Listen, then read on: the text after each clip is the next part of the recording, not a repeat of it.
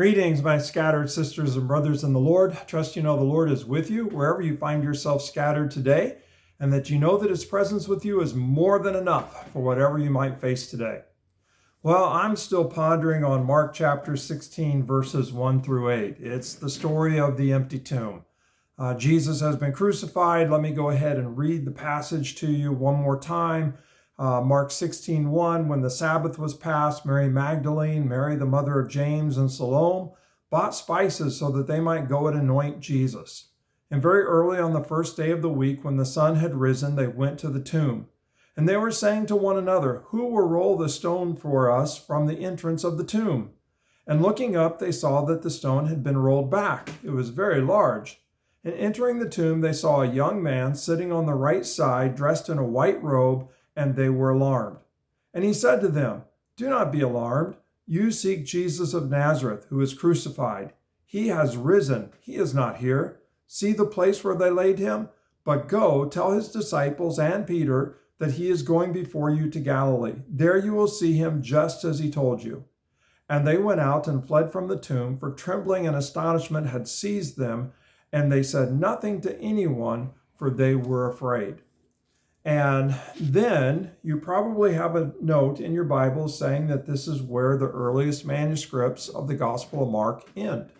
And so this would be kind of the original ending of the Gospel of Mark. Well, there's three things I'm kind of wrestling with here. The women fled and said nothing to no one, but obviously if we have the story, they must have spoken it at some point to someone. And so that's kind of interesting, out of this fear, not saying anything to anyone, but eventually they must have shared the story. The second thing is, why would Mark choose to end his gospel here instead of giving us an account of the resurrection appearances of Jesus?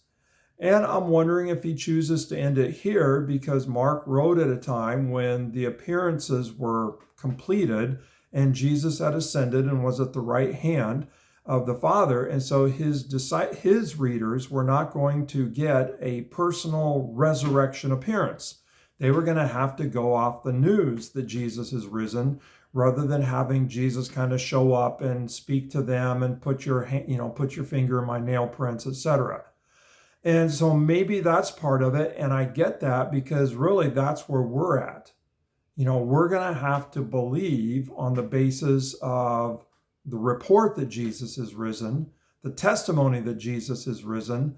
I don't know that Jesus is going to show up in the flesh, and give us our own personal resurrection appearance.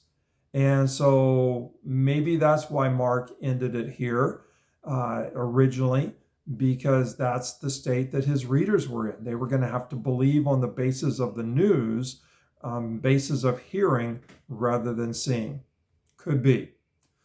What really has my attention today is the women's response is kind of puzzling. They're not joyful, they're alarmed, they're gripped with awe, can't wait to tell everybody the news that Jesus is risen. They're gripped with kind of this fear, and they are shaken up. And when I try to put myself back in their shoes, I think I start to get that a little bit better. That this isn't just news of somebody getting well. This is not just news of somebody recovering. This is news of Jesus being resurrected from the dead. That just flips your world upside down. Dead people don't rise. And yet Jesus is risen and the tomb is empty. And it just shook them. And what are they going to do? How are they going to respond? It's like it was a really earth-shaking, soul-shaking event. And so now they got to figure out, what do we do with this? What do we do with this incredible news that Jesus is risen? And part of it implies that Jesus is more than they could have ever imagined that he was. That not only was he a great teacher, not only was he a miracle worker, not only was he the Messiah who is going to bring God's kingdom, but he's risen from the dead. And they got to figure out what to do with that. And basically what comes out of that in terms of not just the women, but in terms of the church, it becomes the evidence that Jesus truly is the Messiah, and even more, that he's the Son of God, that he is worthy of our worship, that he is worthy of our lives. He is risen. And so that becomes kind of the news that Mark ends on, that Jesus is risen, and we all have to figure out what to do with that. And we have to figure out the implications of that for our lives and for the world. And it is earth-shaking and it is soul-shaking. And so he doesn't really tell us where the women end up on this, maybe because that's not the question. The question is, how do we respond to the news that Jesus is risen? How do we respond to the truth, the reality of the resurrection? And now all of a sudden, instead of Jesus being, a good teacher, important lessons for us to learn, instead of Jesus just being kind of a miracle worker that comes alongside and helps out when needed, then no, Jesus is Lord, that Jesus is worthy of our worship, worthy of our lives, even if that means worthy of suffering. Jesus is Lord.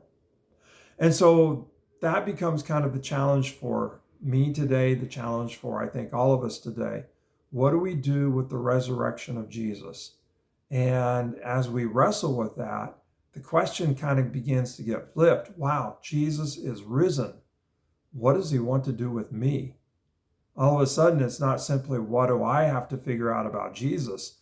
Once I get that he's risen, that he is the Messiah, that he is the Lord, that he is worthy of worship, a new question arises. Jesus, what do you want to do with me?